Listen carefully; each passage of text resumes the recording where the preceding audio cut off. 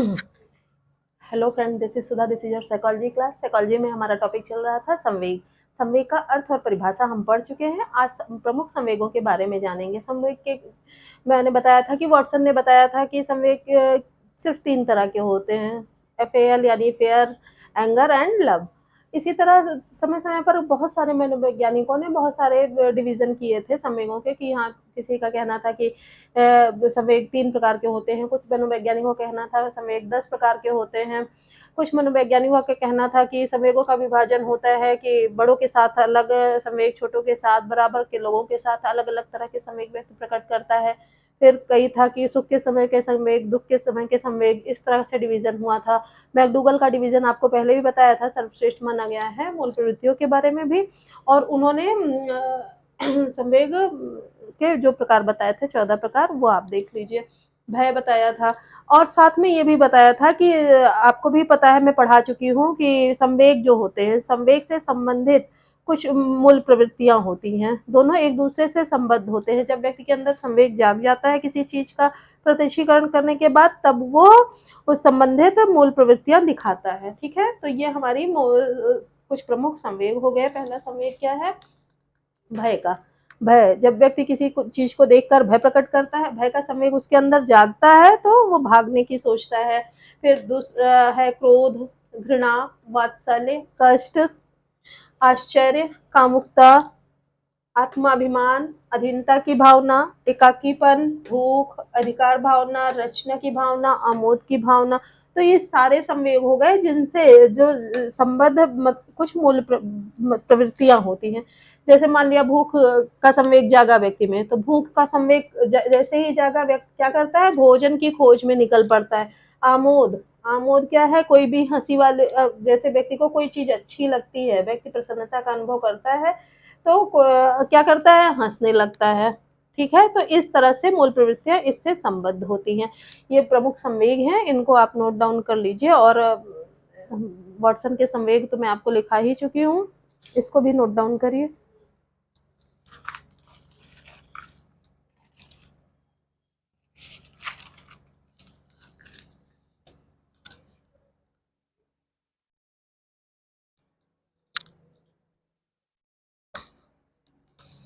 ठीक, इसके अलावा देख लेते हैं इसके संबंध में, संवेग के संबंध में प्रमुख बातें कुछ।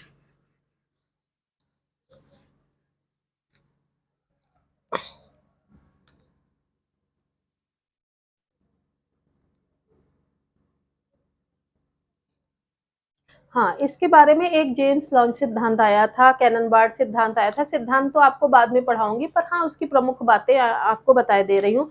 थे हमारे साइकोलॉजिस्ट थे विलियम जेम्स।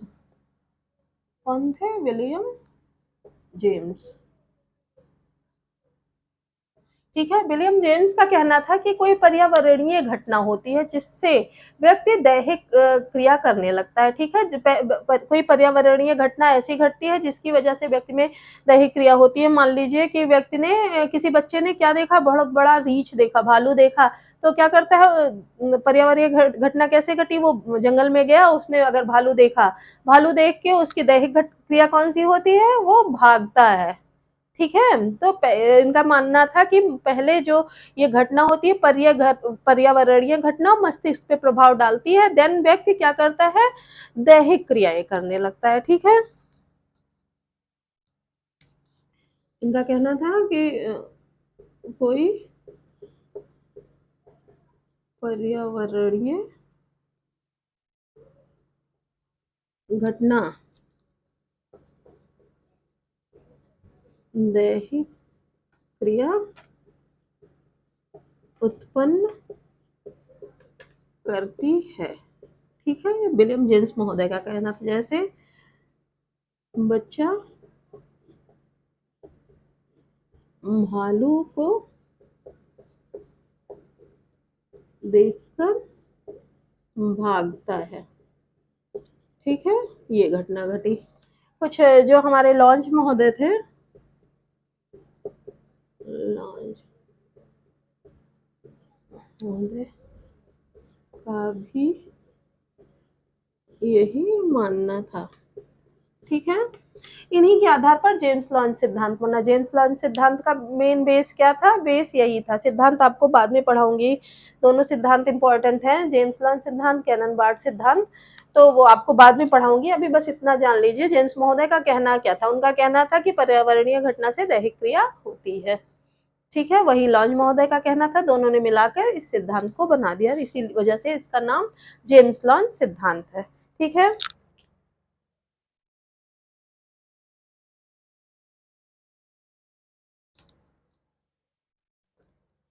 इसके अलावा अध्ययनों में पाया गया कि मस्तिष्क के मस्तिष्क के उच्च केंद्र संवेगों को दबा सकते हैं अथवा रोक सकते हैं, ठीक है। कहने का मतलब है कि मस्तिष्क के जो उच्च केंद्र होते हैं, मस्तिष्क में कुछ क्रियाएं ऐसी होती हैं जिसकी सहायता से हम क्या करते हैं, हमारे अंदर जो संवेग उत्पन्न होते हैं उसको कुछ क्षण के लिए रोक सकते हैं या दबा सकते हैं, ठीक है। लेकिन संवेगों को दबाना उचित बात नहीं है, ये भी आपको बता रही हूँ, ठीक। इसके अलावा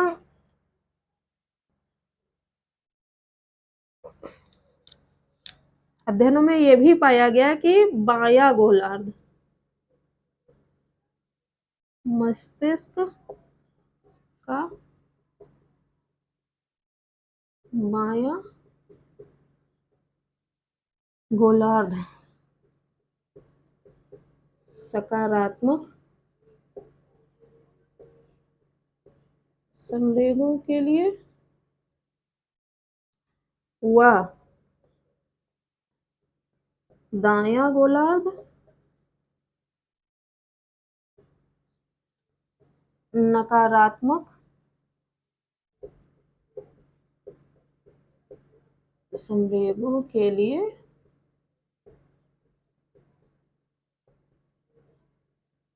उत्तरदायी होता है और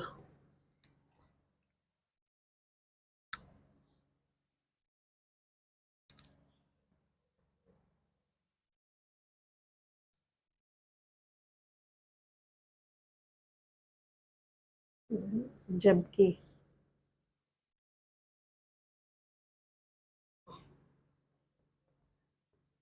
बाएं भाग में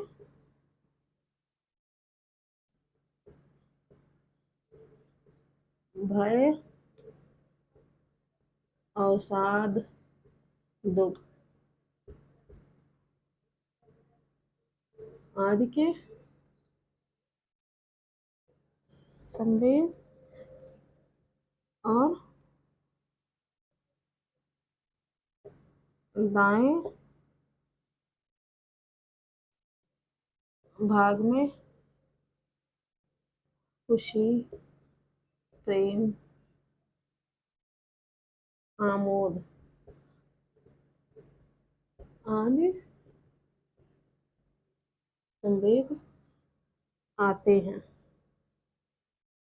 हो गई इतनी बात क्लियर कि बायां गोलार्ध जो होता है वो किसके लिए उत्तरदायी होता है? सकारात्मक संवेगों के लिए, और दायां गोलार्ध नकारात्मक संवेगों के लिए। लेकिन हमारा जो बायां भाग है, बाएं भाग में भय, अवसाद, दुख के संवेग आते हैं और दाएं भाग में खुशी, प्रेम, हर्ष इससे संबंधित संवेग आते हैं, ठीक है। इतने से बात है, नोट डाउन कर लीजिए, काफी इंपॉर्टेंट ये सारे कंटेंट है, नोट डाउन जरूर करिए, नोट्स बनाते रहिए।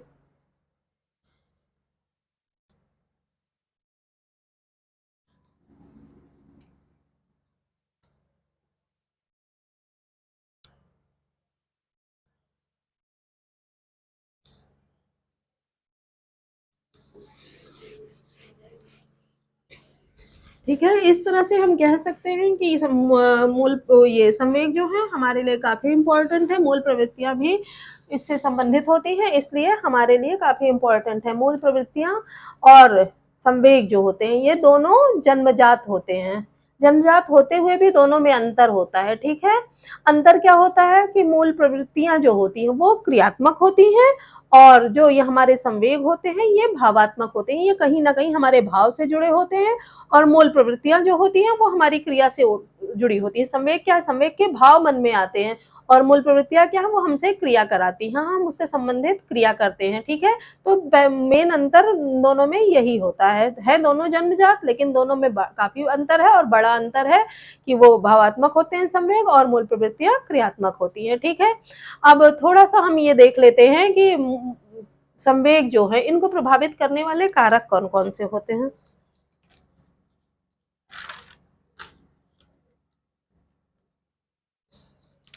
या कह लेते हैं संवेगात्मक विकास को प्रभावित करने वाले का।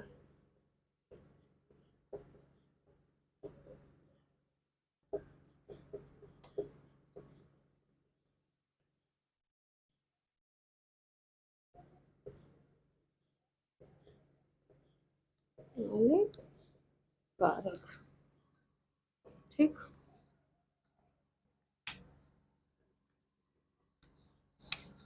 पहला हो गया शारीरिक व मानसिक स्वास्थ्य। ठीक है, जिसका रिलेशन सीधा सीधा किससे हो गया? बुद्धि से हो गया। ठीक है, संवेगात्मक विकास को सबसे प्रभावित करने वाला पहला तत्व क्या होता है या कारक क्या होता है? शारीरिक और मानसिक विकास होता है। व्यक्ति का शारीरिक और मानसिक विकास जितना अच्छा होगा उतने अच्छे तरीके से वो संवेग को अपने संभाल पाएगा। संभालने का मतलब है कि किस तरह प्रकट करना है, कहाँ रोकना है, संबंधों का किस जगह दिखाना है, किस जगह अपने संवेगों को दबा लेना है, और किस जगह आपको सही मात्रा में संवेग प्रकट करना है। ठीक है, तो इन सब चीज़ों का किस पे डिपेंड करता है? व्यक्ति के शारीरिक व मानसिक स्वास्थ्य पे। अगर शारीरिक स्वास्थ्य अच्छा नहीं है तो मस्तिष्क मानसिक स्वास्थ्य अपने आप अच्छा नहीं होगा, आप सब जानते ही हैं। और मानसिक स्वास्थ्य अच्छा नहीं है तो व्यक्ति अपने सामग्रिक बुद्धि का प्रयोग नहीं कर पाएगा। दूसरा दूसरा पॉइंट है थकान। थकान जो है हमारे संवेगों के विकास में काफ़ी प्रभावित करती है। जितना व्यक्ति जैसे थका हुआ होता है, तो आप कितनी हँसी की बात उसके सामने प्रकट हो रही है, वो हँसना नहीं चाहता, वो उस समय क्या करना चाहता है? सोना चाहता है या आराम करना चाहता है।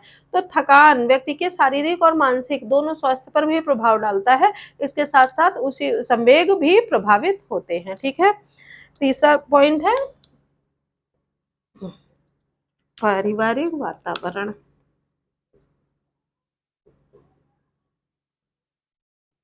पारिवारिक वातावरण, घर का माहौल कैसा है वो संवेगों के विकास पर काफी महत्वपूर्ण प्रभाव डालता है। ठीक है, जैसा जिसके घर का माहौल होगा हमेशा लड़ाई झगड़े वाला माहौल होगा तो वो वहाँ के लोग नकारात्मक ही हो जाएंगे, उनका संवेग भी उसी हिसाब से कार्य करेगा। अगर हंसी खुशी का माहौल है तो हर चीज वो पॉजिटिवली लेते हैं, तो इसी तरह ये संवेग को प्रभावित करते हैं। नेक्स्ट है हाँ,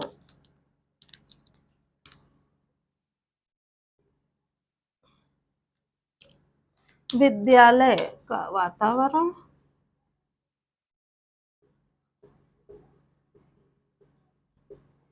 और या उसमें कह सकते हैं अध्यापक।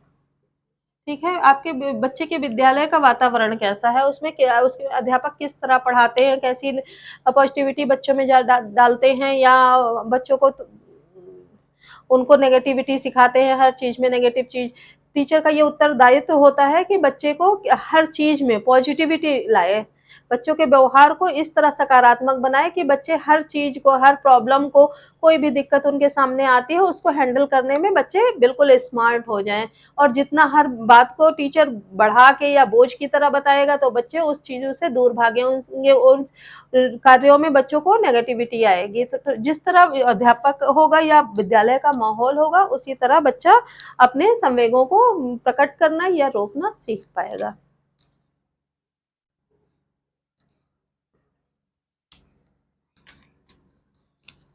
नेक्स्ट है सामाजिक विकास व साथियों से संबंध। ठीक है, संवेगात्मक विकास को प्रभावित करने में बच्चे का सामाजिक विकास और साथियों से उसका संबंध कैसा है, ये काफ़ी महत्वपूर्ण रहता है। जैसे जिस तरह के समाज में बच्चा उठता-बैठता है, जैसे उसके हित मित्र होते हैं, वैसा ही व्यक्ति का व्यवहार हो जाता है। तो उसकी मूल प्रवृत्तियाँ भी उसी हिसाब से कार्य करने लगती हैं। संवेग भी उसके पास संवेगों को वो उसी तरह से लेता है, ठीक है? सकारात्मक या नकारात्मक। तो इस तरह जो सामाजिक विकास है बच्चे का या उसके संगी साथी मित्र हितैषी जैसे होंगे वैसा ही उसका सामूहिक विकास होगा। नेक्स्ट आता है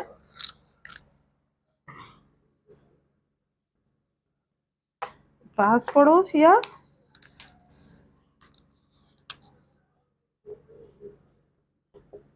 पास पड़ोस, समुदाय या समाज। ठीक है, व्यक्ति जैसे पास पड़ोस के लोग कैसे हैं, उसका समुदाय कैसा है, किस तरह के समुदाय में रहता है और उसका समाज कैसा है, यह काफ़ी हद तक व्यक्ति के संवेग को या बच्चे के संवेग को प्रभावित करता है, ठीक है? तो इस तरह से हम देखते हैं कि व्यक्ति के विकास को या संवेगात्मक विकास को बच्चे के प्रभावित करने वाले कारक कौन-कौन से हैं? शारीरिक और मानसिक स्वास्थ्य और बुद्धि, थकान, पारिवारिक वातावरण, विद्यालय का वातावरण और अध्यापक, सामाजिक विकास, संगी साथियों से संबंध व पास पड़ोस, समुदाय और समाज। ठीक है, आज के टॉपिक के लिए इतना ही है। नेक्स्ट के वीडियो में हम संवेगों की विशेषताएँ और उसके बारे में और सारी चीज़ें पढ़ेंगे कि कैसे संवेगों का प्रशिक्षण कर सकते हैं, कैसे उनको सँभाल सकते हैं, संवेगों को नियंत्रित करने का तरीका, ये सारी चीज़ें हम नेक्स्ट के वीडियो में डिस्कस करेंगे। आज का सेशन आपको पसंद आया तो लाइक, सब्सक्राइब, शेयर ज़रूर करें। मिलते हैं नए वीडियो में नए कंटेंट के साथ, तब के लिए धन्यवाद।